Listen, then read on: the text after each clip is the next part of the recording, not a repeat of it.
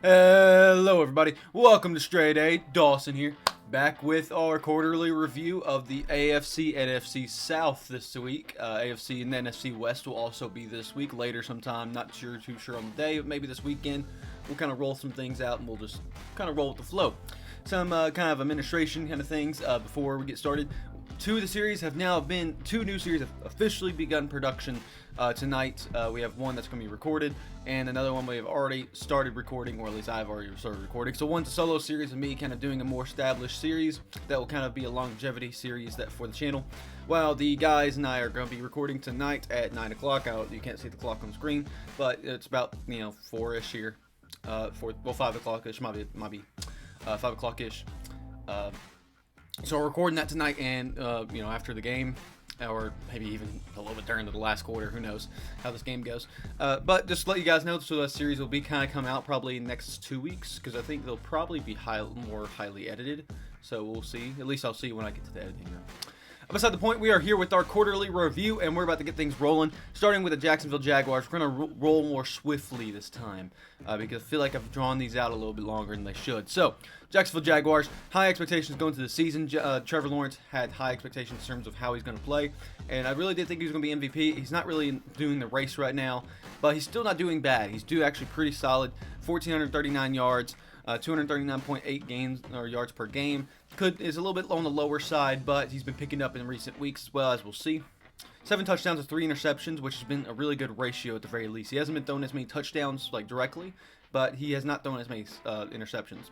In terms of sacks, they've now played 6 games officially, so 6-12, averaging about 2 to 3 sacks per game in terms of letting sacks go through. So that's not too bad. 2 sacks, 3 sacks is actually not, probably more average. So it's not doing amazingly, but they're doing all right. So pretty okay to see.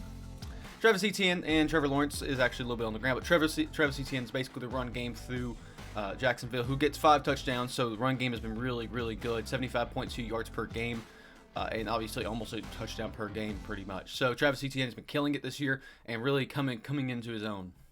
As for the receiving, it's really split between Christian Kirk and Calvin Ridley. Calvin Ridley's obviously the deep threat, while Christian Kirk's more of that kind of slot kind of player. And I kind of knew it going into the season. Christian Kirk was not going to be irrelevant. He's actually a really good receiver, a really good number 2, and honestly, in this case, kind of a number 1.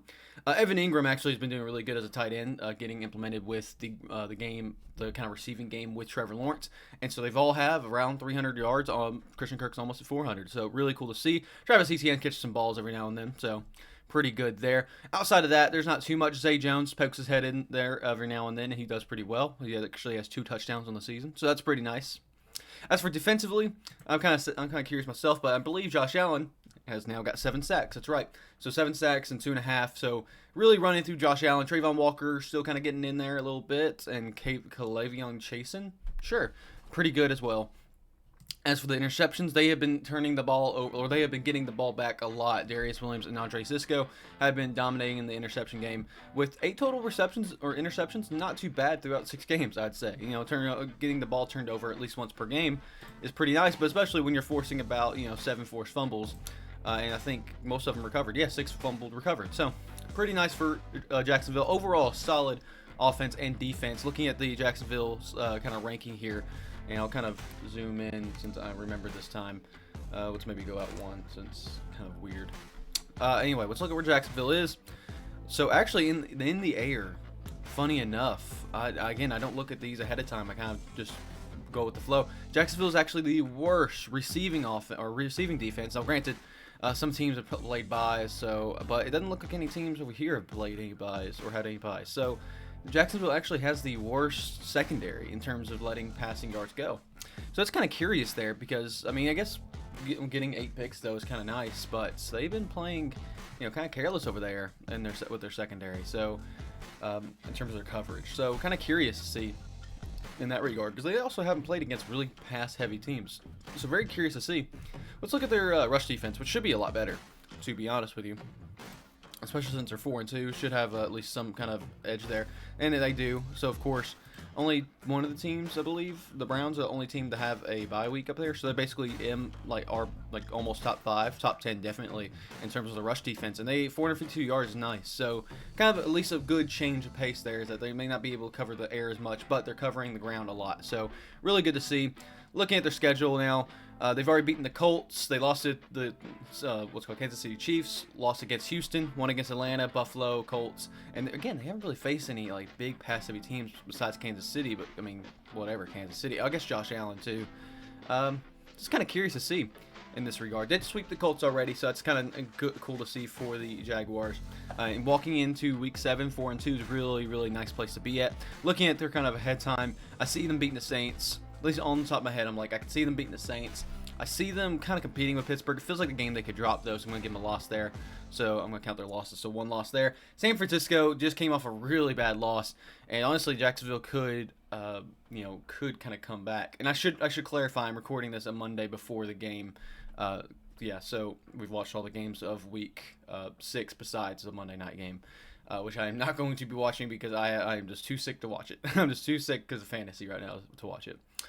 San Francisco, I'm going to still give them a win. I still think San Francisco's the best team in the whole game right now, but I can see that being a tougher loss for the 49ers again. So that's 2 losses so far. Tennessee, I see them splitting with Tennessee, so we'll give them a loss there. 3. Houston, I see them beating Houston. I see them losing to Cincinnati. Honestly, I could see them losing to Cleveland. I'll kind of say they split between Cleveland and Baltimore. They have actually a tough little schedule here. So I could see them going 10-7, which is actually around what I predicted last year, 10-7, 11-6, or at the beginning of this year. And I think it's kind of an easy 10-7, though. I think there's a couple games I kind of gave against them. I think there's kind of some doubt I put against it. 10-7 seems like a solid number for the Jacksonville Jaguars, and I think they will end up doing that. As for injuries, Trevor Lawrence did get a little banged up. He should be fine. As for other than that, there's not really anything else to really worry about in terms of depth. A couple of people got hurt here, but otherwise Jacksonville is pretty healthy overall. So, boom, bada bing. How fast did we knock that one out? A few minutes? Cool. You know what? We're rocking and rolling. I think we're still on schedule to be at the 50-minute mark, but whatever. It's fine. Going to the stats for the Colts. Indianapolis Colts, who are now 3-3. Doing really well, really exceeding my expectations in a lot of regards. But, obviously the quarterback position is going to be kind of rough in that regard because, we don't really have a consistent quarterback. Gardner Minshew came in as a typical pocket passer. Anthony Richardson came out and was explosive the time he was there. And, of course, together they've been averaging 243 yards per game. That's not too bad at all. 6 touchdowns total, 4 interceptions total. I'm kind of clumping them together since they basically played half the time each. I mean, Gardner Minshew at this point probably has played a little bit more. But they have led up 15 sacks, which I guess actually isn't too bad, though. That's still within the 2 to 3 mark, so not too bad. On the ground, Zach Moss has been killing it this year. 4 touchdowns, great stats there. Anthony Richardson, before he left, 136 yards and 4 touchdowns himself. Freaking killed it. If he can stay healthy, he's going to be a great fantasy pickup in the future. Jonathan Taylor's finally back, but he's not really gotten into the game just yet. They've really focused on Zach Moss. While in the receiving game, Michael Pittman's really the big story here. Josh Downs gotten a lot more reps recently. Other than that, kind of splitting between Kyle Granson and Alec Pierce, and not really recording too many touchdowns in the air. It's really the ground game that's been really hoping and carrying them a little bit. In terms of sacks, they've been just consistent across the board. 4, 3, 3, 2, 1.5. Like they've been just everybody's good. Everybody's getting their time in. In terms of interceptions, they're not really getting the ball too many times. 4 times is not too bad. Forcing the fumbles, of course, quite a few times. Most of those, I think, being recovered. No, only about half of those being recovered. So about 4 interceptions total, or 4 forced fumbles total getting turned over. So they are turning the ball over quite a bit, just more on the ground than they are in the air. They have been struggling in the secondary, so I'm curious how their stats will line up with that observation.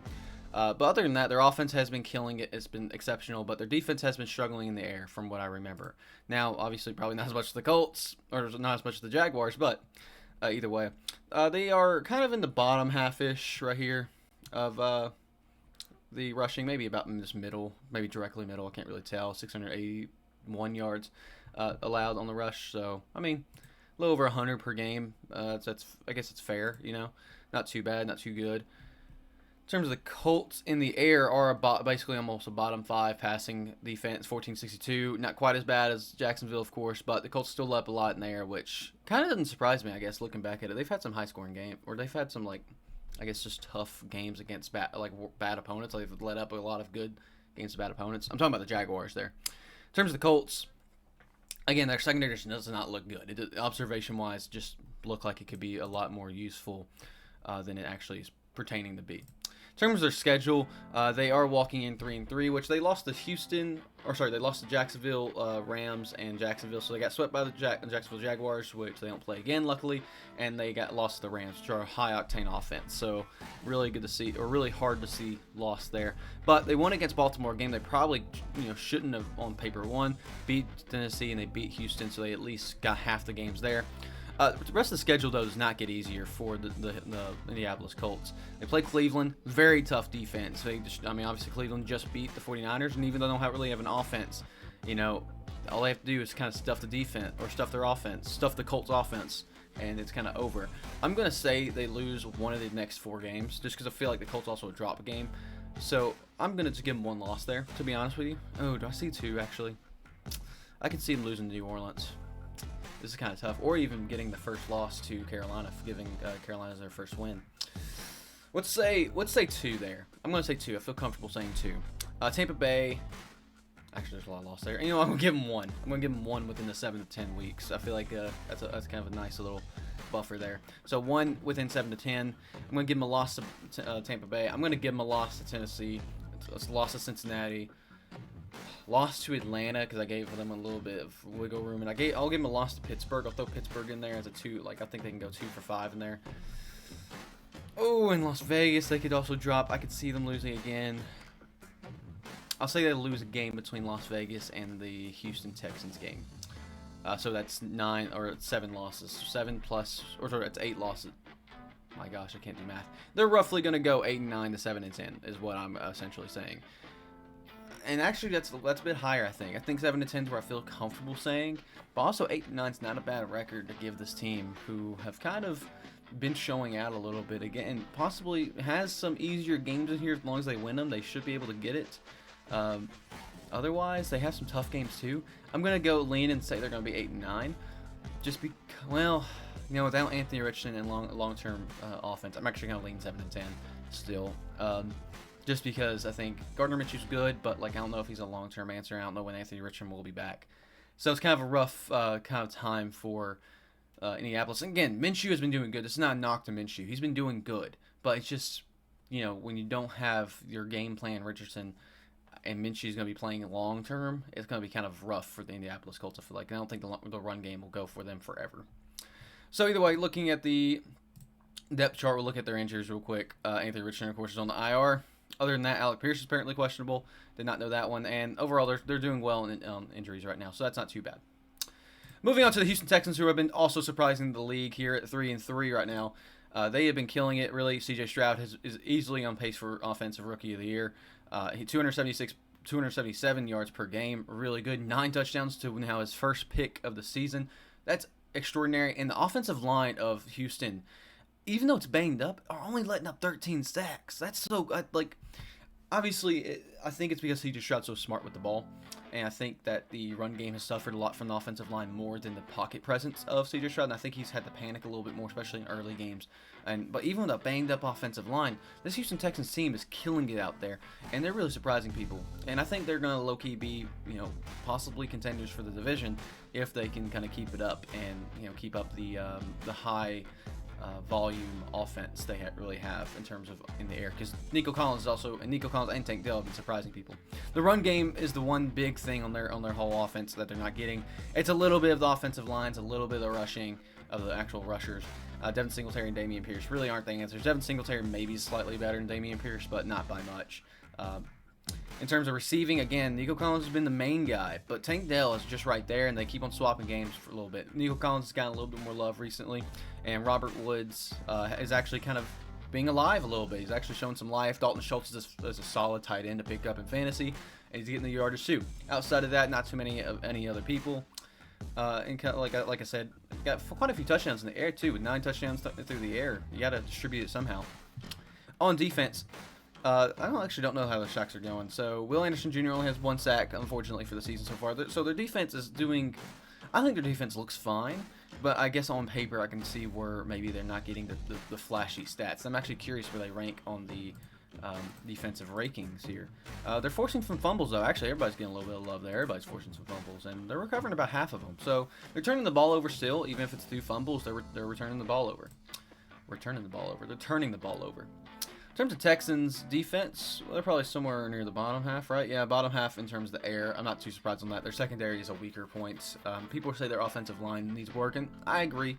I think their secondary also is a good focus point. They should, really get in on next season. But their defensive line should be a little bit better, probably somewhere near the middle. Bottom half-ish. Wait, I just saw them. Oh, no, about bottom half-ish. So that's not too bad. Not too surprised there. They've been really good on the ground in terms of stopping the run, at least more so than other teams. Kind of impressed with the lines, by the way. 388 yards. I just saw that, and I was like, man, gosh dang. Either way, they've been doing really good stat-wise, and their defense is even holding up just a little bit. Again, secondary and offensive line have been suffering a little bit, but the team is still producing.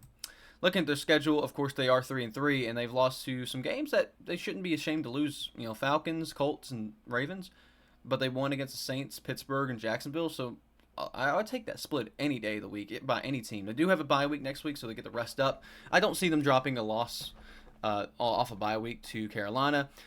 I see them winning basically 3 of the next 4 games. Right here, Cincinnati, I think Cincinnati's going to be a loss there. But I think they win against Arizona, Tampa Bay, and Carolina. Actually, Tampa Bay's a tough one, too. I'm going to say they split those, actually, because Tampa Bay's a really good team. Plus, I could see maybe Arizona eking out a win every now and then. So, we'll go two losses there. Jacksonville, they did win against Jacksonville. I don't think it happens twice, so I think they take a loss there. They probably beat Denver. I'll give them the win in New York. I say they split with the Titans 4, lose against the Browns 5. Colts is a tough one. Colts is a very tough one. I have 5 losses for them, going basically 8-8 right now. And this is a tough one because this basically tells me how I'm leaning, whether I lean a positive record or a negative record. And I'm going to say this: I think they're going to lose another game. It may not be the Colts. I think they're going to go 8-9. I think that jumping up from, I think they were 3-14 last year, maybe 4-13. 3-14 sounds right.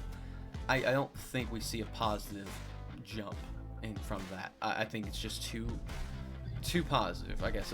For the improvements that were made were good. I think that Houston Texans have proven already what their team is now doing and don't have to prove much more. I don't think that it will require a positive record for the Texans to kind of show that they kind of are back. Plus, it's a hard AFC. Then again, they have an easier-ish schedule, a lot of things. So I'm gonna still lean 8-9. I think I'm pretty solid on that, but I think higher than though I gave them in the beginning.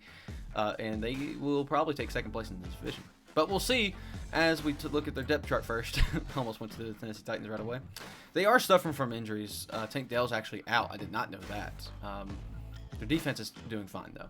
But their offense and offensive line, again, have been banged up. We've seen that. I mean, a lot of these, I think a couple of these guys are starters, right? I think 2 of these guys are starters, I think, from what my friends have told me. I'm not very familiar with offensive linemen. But Tank Dell's also out, which kind of is unfortunate because now it's only running through 2 people, so maybe the offense will start slowing down. It makes me more confident in the 8-9 record, to be honest with you. But it's nice to see. And I forgot Davis Mills is there. Case Keenum, look at that. Look at that, those quarterbacks. Either way, we're moving on to Tennessee, the state I live in, by the way, if you didn't know that. Come, come cheer me on as Tennessee Titans. Looking at the stats here, they are 2-4, of course. Tannehill has had a pitiful season. I know it really didn't show here. They even put Malik Willis. I forgot even what game that was. 2 touchdowns and 6 interceptions cannot happen. A little over 3 sacks per game on Tannehill. And technically, if you want to count Malik Willis, I guess 23 total. Derrick Henry has a better freaking, has looked better at passing than freaking Tannehill. Tannehill's just not done well at all. 188 yards per game. I guess like 200 yards per game between all the quarterbacks, if you want to count that. 3 touchdowns total between all of them, 6 picks. Terrible ratio. Not very good sacks either, like almost 4 sacks per game if you count everybody. Rushing, I mean, Derrick Henry's doing all he can. How many yards per game? He's only getting 71 yards per game. That feels low for him. The offensive line has been struggling a little bit, and of course they've been relying on him more in the receiving game. They're kind of turning him to more of a receiving back. They kind of delay his eventual kind of downturn as a running back, just because how it naturally goes. When you get that 30 range, you're going to start kind of diminishing returns on your production as a running back. But either way, it kind of runs through him. Tajay Spears had a good game, I think, last week. So that was really awesome to see. But their run game is still Tennessee. It's still Tennessee's run game. DeAndre Hopkins has been doing well. I think people have been kind of sleeping on DeAndre Hopkins. He's kind of been putting out the numbers for it because there's really nobody else getting the receiving besides maybe Derrick Henry in terms of receiving love. I mean, I guess you can count Nick Westbrook and Chris Moore and stuff like that. But like they're really not getting the love, you know what I mean? This offense runs through Derrick Henry and DeAndre Hopkins. Defensively, I'm actually very curious about these numbers. I have no inkling of what these numbers would be. 4 sacks from Danico Autry. Good for that. Jeffrey Simmons is also getting some love. So overall, some love there. And then we have some, I guess we could have been looking at tackles for loss too. I'm not too ashamed of that. That's pretty good numbers. Interceptions, only 2 interceptions. How many forced fumbles? Decent amount. How many recovered? 3. So they're doing all right in the turnover game, but not really as well as they could be. Sacks they're doing quite well on, actually. The defensive, I shouldn't be surprised. Their defensive line is actually pretty solid. Their secondary needs a lot of help, though. So actually looking at this, let's see. The Titans on the ground actually are probably about top half team. They're right here, 612 yards. So about a little over 100 yards per game they're allowing for rushing. So not too bad. Passing should not be as high, or should be as like, a little bit ranked worse. Yeah, bottom 10, easily 14-22. Like this division, actually, it's funny. Titans all the way to Jags are basically occupying 1, 2, 3, 4, 5, 6, 7, 8. So they're half of the bottom 8 teams, I should say, in passing defense. So that's kind of funny to see. Moving on, though, to their schedule, they're 2-4. I mean, they've had some tough games already. They beat the Chargers, which is a game that they probably, couldn't, arguably on paper shouldn't have won. Same with Cincinnati. So the fact they went 2-4 with the teams they've played, I'd see that being more Indianapolis and New Orleans than Cincinnati and Los Angeles. But hey, the wins got to come from somewhere. Looking at their schedule coming up, though, I just don't see them like doing well at all. I mean, I could see them easily splitting between Atlanta and Pittsburgh, so 1 loss there. I see them losing to Tampa Bay 2, splitting with Jacksonville 3. I won't say they lose to Carolina. It's tempting. It really is tempting to say they'll lose to Carolina. I'll tell you this. I'll say they split between Carolina and Seattle, so 4 losses there. I'll say they split between Houston. They lose to Miami. They win. Oh, yeah. Dang. Indianapolis again, that game. I feel like there's a lot riding on that. I don't remember what I said for the Colts exactly, because they've lost against the Colts. I don't see them doing that again, so maybe I'll just give them the win there. 6 losses, basically. Going 10, so 7-10. That feels generous, though. It feels generous a lot. I know I said 7-10 because that's the games I feel like I see them losing. But looking at the schedule, they have a bye week next week. Wow, 2 AFC South teams have bye weeks. I'm going to say they go 6-11. I know I kind of said 7-10, but I'm leaning 6-11. Just my gut feeling of like, they're not going to get 5 more victories. It feels like a 4-victory type of season. And I know that kind of contradicts some of the other scores. I mean, it's not like, this is not meant to be like, oh, this is my predictions exactly in next few games or anything. I'm kind of just eyeballing it and going with it. It's not easy. I mean, their division's definitely competitive at the very least, and they have some tough games in between here. And Carolina even is a sneaky game against a bad team versus a bad team. Anything can happen. So, and Carolina's had some rough schedules, so as we'll see here in a little bit. But I see them kind of eking out a 6-11 season, which is unfortunate because I do like the Tennessee Titans enough. Tannehill is kind of banged up, but he'll probably be fine. He'll probably play again. Treylon Burks has also been out. They've been suffering from quite a few injuries, to be honest with you. Defensively, actually, too. A few people are actually out on defense. Tarir Tart is out, too. Dang. They've been struggling a little bit with injuries there. So that could catch up with them and make it a 6-11 season, so I feel better about that. So that concludes the NFC or AFC. We are now moving on to the AFC with the Tampa Bay Buccaneers coming off their bye week. And of course, they recently just lost, so they only have 5 games played. Just keep that in mind. So it's a slightly different ratio of things. So Baker Mayfield has been performing very well. 218 yards basically per game. 7 touchdowns and 3 interceptions, pretty good ratio. And their offensive line has been killing it. Only 1 sack per game is nice to have. They've been just doing what they needed to. I think Baker has kind of slowed down a little bit as they face more and more good teams. And they struggled against the Lions, too, who I would consider a good team at this point. I think that kind of solidifies them as like a good solid top 8, almost top 5 team in the league, which they've been just killing it. Beside the point, that's not about the Lions right now. 232 yards on the ground with Rachaad White is acceptable. 1 touchdown from them. Their run game is not what, I mean, they're okay in the run game, I guess, if you can say that. And then Baker Mayfield's doing enough on offense to kind of do something in the air. Because Mike Evans has been really killing it, along with Chris Godwin, who's been sneaky. He just hasn't been finding the end zone as much as Mike Evans. Outside of that, though, really nobody. It's really just those two, and a couple of people get involved every now and then, which is unfortunate to see. But defensively, they should also be doing pretty solid on the ground a little bit. Vita Vea has 3.5 sacks, 3 sacks, 2 sacks, 2 sacks. A lot of sacks here to get some love here. Tackles for loss, I'm not as worried about, but sure. Interceptions, wow, six interceptions from Christian Zian, D. Delaney, Shaquille Barrett, and Devin White. Good for them getting those interceptions. It does feel like they forced more fumbles than 5, it feels like. But they recovered most of them, so I mean, take that as you will. So they're getting the turnovers too. I think just the Buccaneers are just kind of a sleeper team. They're doing really solid, and I think they could be a good team. I just don't see them. The weird part about the Bucs, I feel like they can almost beat any team outside the top 10, or like almost any team outside the top 10. But as soon as they face a near top 10 team, they just completely fumble. And I should have thought about that when they played the Lions, because I predicted the Bucs to win, because I thought the Lions were more a fringe top 10 team. You know, take that as you will. Got to move on to the defense though, to see how they're performing. They're about middle of the pack, 12.35 in the air allowed, which they do have a bye week though, so it's a little bit inflated, or a little bit deflated, I guess. The Bucs are like a near top 5, top 10 rushing defense though, which doesn't surprise me. And even with deflated numbers, they are somewhere in the top 10 in terms of their rush defense. So looking at their schedule though, again, they won against Minnesota, it's an team. Chicago, a bad team, lost to a good team. Won against a team in New Orleans, and then lost against a fringe top 10 team. So if they're using that logic, you know, I think they can win against Atlanta. They can lose against Buffalo, so that's one loss there. They probably win against Houston. They probably win against Tennessee. They lose against San Francisco. They lose against Colts, or they win against Colts, sorry. They win against Carolina. Let's say they split in their division, I guess, with everybody. Feels like they can. They win against Green Bay. They lose against Jacksonville. They split with New Orleans, so they lost there. They split with Atlanta, so they lost there maybe. And then Carolina, I'm not gonna say they split with Carolina. We'll kind of call that like the buffer zone. So they got 5 losses on record there, 10-7. Feels like a very doable, record for them. Obviously, they're gonna win games. They'll probably win a game they shouldn't. They probably lose a game they shouldn't. So it about evens out 10-7, which I'm actually very happy in saying that, because I thought they were gonna go like 3-14. I did think I could give them a little bit more credit than a lot of the other guys did, but I mean, they were a top 14 team when I put them in the power rankings. Just saying.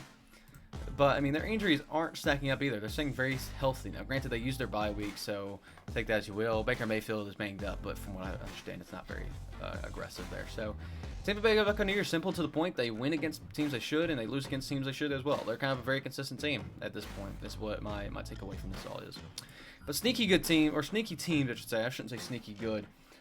Make sure I'm keeping with everything with that. I'm looking at my phone to make sure I'm not missing anything.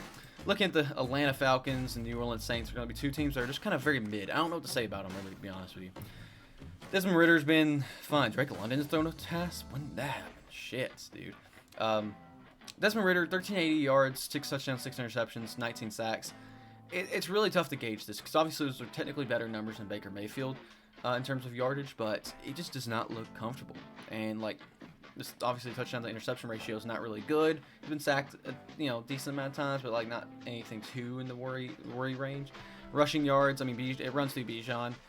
Tyler Algier does get a little bit of love though, so a little bit of credit there. Their run game is what's kind of keeping them really, really good. But Desmond Ridder has good games, has bad games. It's kind of like he inflates his numbers one week and deflates them another week. But I didn't mess up the volume there. So it's really hard to gauge where the Falcons really are, even at this point. And I really didn't want to do the AFC South and AFC and NFC South. I really wanted to do the West because I feel more comfortable with the West. But they have a game tomorrow, and I'll probably just decide to do them like sometime this week before the Thursday games. I mean, Jake London has kind of had an underperforming season. Kyle Pitts has been more involved, which has been really cool to see. Jonnu Smith, sure, he exists. He's doing stuff. But I mean, it runs through Bijan in the air, and then on the ground it runs through Bijan. In terms of sacks, their defense is kind of on the line, is not doing very well. Actually, curious how many interceptions they have. Only 3 from Jesse Bates. Wow. And I think 2 of those came from the same game, from what I remember, but I could be wrong. They haven't forced many fumbles either. For a secondary we call really good, they haven't been putting up the numbers for it in terms of interceptions or stuff like that. So look at their tackles for loss too. Their offensive line, I mean, it's doing better in terms of tackles for loss, but I guess the defensive line's actually not doing too bad. I'm actually kind of curious now where the Falcons kind of range. About bottom 10 team ish, 594 rushing yards allowed. and then passing yards. Let's look. I'm actually very curious about this now because we always call this a good secondary, but are they a good secondary? And they're still a good secondary. They just don't put up the numbers, I guess. They don't just pick it off all the time. But the top 5 numbers for interceptions here, and they haven't had a bye week. So I mean, take that as you will. Top 5 secondary passing team with 2 of the teams below them having bye weeks. Now, granted, freaking the Browns are also really, really good defense, so I'm not going to rank them up there, but possibly better than Packers even. It's very curious to see. So okay, cool, good to see that our observations are still not wrong in that regard. With that, Falcons, I mean, they're what's called 3-3, so they've won games they really should, I guess, and they've lost games they probably should. I guess Washington's a debatable one, so take that as you will. Their schedule's not the easiest, but it's not the hardest either. I'd say it leans more easy side. So lost to Tampa Bay, win against Tennessee. Oh, Minnesota's a hard one. I'm gonna give them a loss there. Win in Arizona, loss in New Orleans. Let's say they win New York. I think Tampa Bay has a real big chance of sweeping them, but I'm gonna give them benefit of doubt there. They probably beat Carolina. Well, they probably lose against Indianapolis. I'll give them that loss there. I'll give them a sneaky loss, like another one in there, whether Chicago or Arizona or what, or even a Carolina or New Orleans extra game. So 5 losses total makes it about 8-9. That makes about sense, or 9-8. Sorry, 9-8, which makes about sense for me to say. I think that Atlanta Falcons are a 9-8 team. It just feels like they're too inconsistent for me to feel more comfortable than a 9-8 record for them. In terms of depth chart and their injuries, from what I remember, wasn't too bad, and obviously from depth issues doesn't really seem too bad. No starters have been hurt, really. I don't think we've really had any major injuries in terms of like the starter possibly being out. Drake London, I think, had a scare a couple weeks ago, or was he out? I can't remember. Have him on a fantasy team, like in a league I really don't look at it as much. I can't remember, to be honest with you. Other than that, I mean, they just look solid. They're just inconsistent on offense with their Desmond Ritter. Moving on to New Orleans Saints, very same boat, 3-3. Kind of different reasons why they're not as consistent, I guess. Feels like you almost copy and paste these teams, and they're very similar. But Derek Carr putting up really good numbers, shouldn't say really good. 5 touchdowns, 3 interceptions is all right. Sacks is a little bit high, but not too bad at least. Again, 238 yards per game in the air, not too bad. Alvin Kamara's been doing solid since he's only been back like 2-3 games.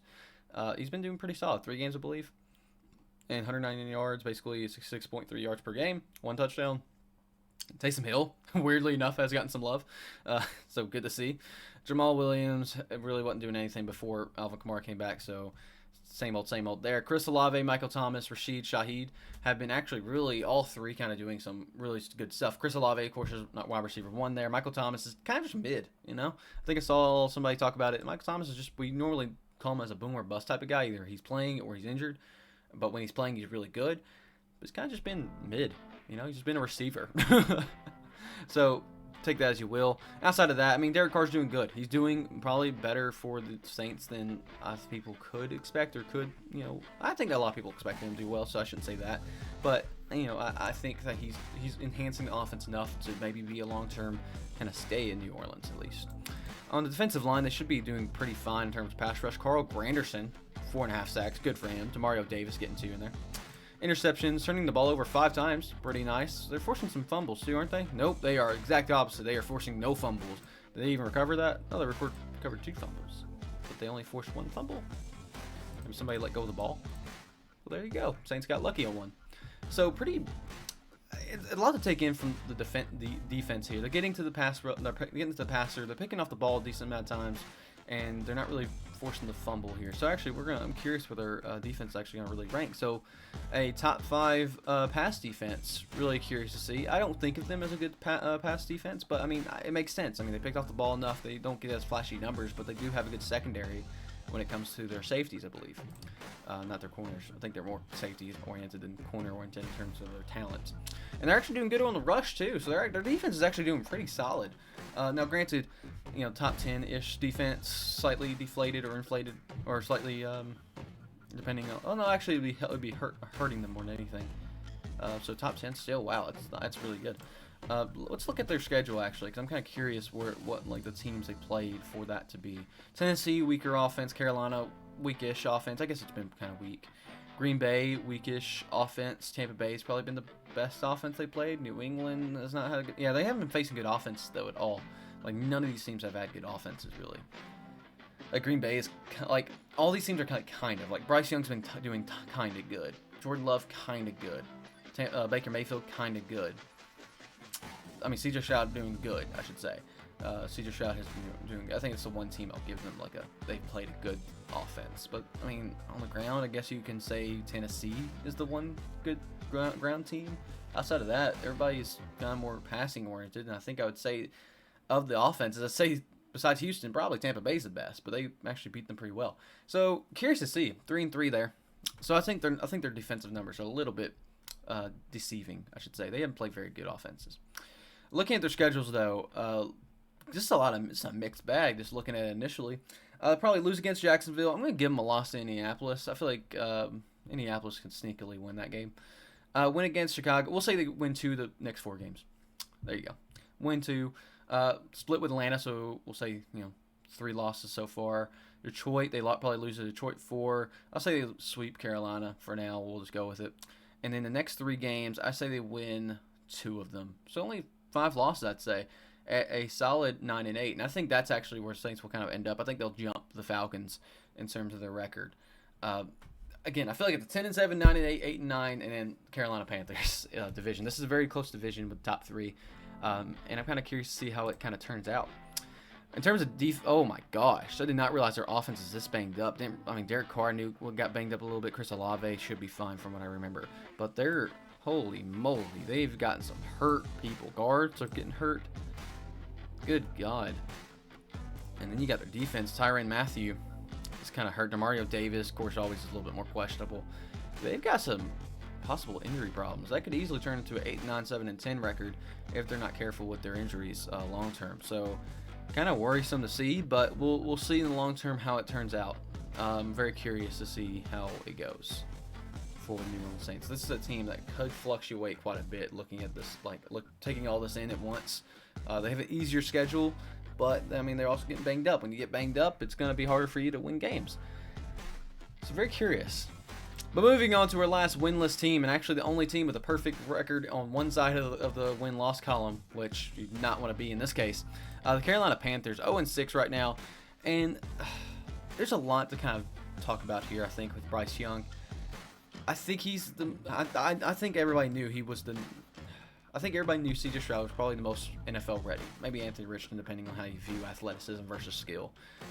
Bryce Young felt like a talent that had to be groomed. I'll be honest, I did not think he should have gone number 1 overall. Granted, I'm not a big college football watcher. I know he was really good in college versus C.J. Stroud, compared to C.J. Stroud, I should say. And I knew Bryce Young is more highly touted. But just hearing and seeing the stuff that people say about him, it felt like he was more like a second or third choice versus C.J. Stroud. I think what really did C.J. Stroud in was maybe more of the questionable headspace in terms of how smart is he, field sense, stuff like that. But, I mean, Bryce Young is just going to be groomed. He has to be groomed for a little bit. And this season, he's doing fine. I mean, he's doing all right. 193.4 yards for him per game. Andy Dalton came in for a game, I believe, or a couple games, I should say. Bryce Young was, I think, banged up. So 222 yards for the whole team total per game. About 8 touchdowns and 4 interceptions is not horrible. 19 sacks is a little bit higher, but not too bad. Rushing is existing. Chuba Hubbard's kind of picked up some slack since Miles Sanders, I think, was hurt, right? Miles Sanders is hurt right now. So the run game is not really doing anything, so really going through the passing. Johnny Hecker, by the way, getting a pass. Didn't I even realize that? Did he get a touchdown with it? No, he didn't. Dang. So I don't really know how to take this in for the Panthers. Bryce Young is just fine. He's doing good, and Andy Dalton, of course, is a suitable backup for him. So take that as you will. Run game is nothing. Adam Thielen is the receiving offense of Carolina, 100%. I mean, look at this: 509 yards, 10.4 yards average when he catches it, 84.8 yards per game, 4 touchdowns. He's been killing it this year, freaking killing it. DJ Chark and Jonathan Mingo have been trying to get involved, but outside of that, really nothing. In terms of tackles and sacks and all that, I mean, their defense has kind of been better numbers than I thought. Brian Burns has actually got 4 sacks there, and did not realize that. Maybe it's interceptions. No, they got quite a few interceptions. They're turning the ball over. They got a decent offense and turning the ball over, but they're not. I don't know. That's a lot to take in there. They've turned the ball over like 6 times, which I guess isn't great without the forced fumbles kind of playing into it either. And they've been sacking the quarterback though. So I mean, some curious stuff. Let's look at their defense now. I'm actually kind of curious with where their defense is actually ranked in the grand scheme of things. It's one of the worst passing defenses. No, worst rushing defenses, which I'm not surprised about. It's definitely a pass rush team first. What about passing yards? They are the... Oh, no, they're somewhere in the middle. Or no, they're in top. They're in top 10-ish. Top 10-ish in passing yards allowed. Which I guess doesn't surprise me. Their secondary is a little bit better than their defensive line. So, okay, nice to see. It's... They're just a... man. Almost with these numbers, you would not expect them to be 0-6. Then again, I guess there are teams I would not expect them to be as good of a record with their stats. So, take that as you will. Looking at everything else, I mean... It's a lot to take in here. It's not flashy, but it's something, and I guess their defense is not carrying enough, and their offense is not carrying enough either. And let's look at their schedule too. Teams they played. They played some solid teams. I mean, some winnable games were Seattle and Minnesota, maybe. I mean, obviously you can always win a divisional game, I think, but they've also kind of struggled these last few games against good teams. So I think none of those games are really solidly winnable. And looking at their 0-6 record, I don't see them winning. I see their first win against Chicago, possibly Indianapolis. I'm actually going to say they win next 2 of the 3 next games. So I think they come off the bye week and they feel a little bit better about themselves. I think they lose to Houston, but they probably win against Indianapolis or Chicago. So I'm going to give them 2 wins there. I'll see them losing to Dallas, Tennessee, Tampa Bay. I'm going to give them 1 more win between their whole division. 3. I see them losing to Green Bay and Jacksonville, probably Tampa Bay. So 3 more wins, 3 wins total. 3-14 feels low for them, but I mean that's the course they're at right now. I think it's kind of generous giving them Indianapolis and Chicago, but I think they're a leaning 3-14 team right now. I think they're fine enough to kind of get into that lowest range area. I don't see the worst record being 2-15. I think 3-14 will be the worst record in the league, and Carolina's purely not ready. Their offense is gonna maybe pick it up, and I think that's what a lot of people are hoping, that their offense is gonna pick it up around week 10 and all that. And I think that's why they get the wins over Indianapolis and Chicago. But then they face good teams like Dallas. I think Tennessee's a sneaky team that can just randomly beat them. I think Tampa Bay's a team that beats bad teams. I think New Orleans and Atlanta are just ready, and I think Tampa Bay also just beats bad teams. And even though it's in the division, maybe you can give them 4-13. I wouldn't hate it unless I'm kind of leaning in that direction. Maybe they end up 4-13. 4 games, and man, 4-7 basically for the rest of the season, or 3-8. I am kind of leaning 4-13. My final prediction will be 3-14. Sorry, I was tempting to take 4-13. I'm gonna lean 3-14. I think again, it seems like the whole team's getting banged up. Actually, I'm very curious. And there's some sneaky injuries here. Shaq Thompson, Frankie Louvu. We got Von Bell and Xavier Woods now out. Miles Sanders is out, so I mean, it's already a little bit hits their run game. I think the injuries kind of pile up to the point where they can't become the Carolina offense or defense that they could really become. More so an offense. I don't think their defense really is going to develop more this season. I think that only their offense can. I don't know if the offense can really carry maybe the defense to too many more wins. 4-13 is completely reasonable. But 3-14 is my expectations and my prediction for the Carolina Panthers. So that is it. How did I do this time? I actually did quite well this time. I actually cut down like 10 minutes, it looks like. So that's really cool. Really awesome to see. I have to get going here really soon, so it's another reason why I had to go a little bit faster than usual. Got a lot of recordings tonight, so I got to do some stuff before then. But I hope you enjoyed this video. These quarterly reviews have been really fun to do. And I may do something like this even as a series moving forward, as a halfway review or something. I should even give grade marks. I mean, it's straight A. I mean, why not run with the theme a little bit? But this has been fun, kind of learning more about these teams and kind of analyzing what has already happened, what's going to happen, and stuff like that. So I've really loved this series. It seems like these are actually more of the better performing views, so that's awesome to see. I hope maybe a smaller run time will help watch time go a little bit better. But beside the point, I'm rambling on. Please keep on watching for other series that we have. Really, 2 great series coming out that I'm actually really happy about seeing. It just depends on how much editing they take. It's been busy. It's going to be a busy week this week for me, but I'm actually making a lot of time to make sure these series kind of launch out pretty soon, along with getting the quarterly review out before the end of this week as well. Probably before the games or maybe after the first Thursday night game. We'll see how that one lines up. But thank you guys for watching, and stay tuned for StraightA content. Take care, guys. Dawson out.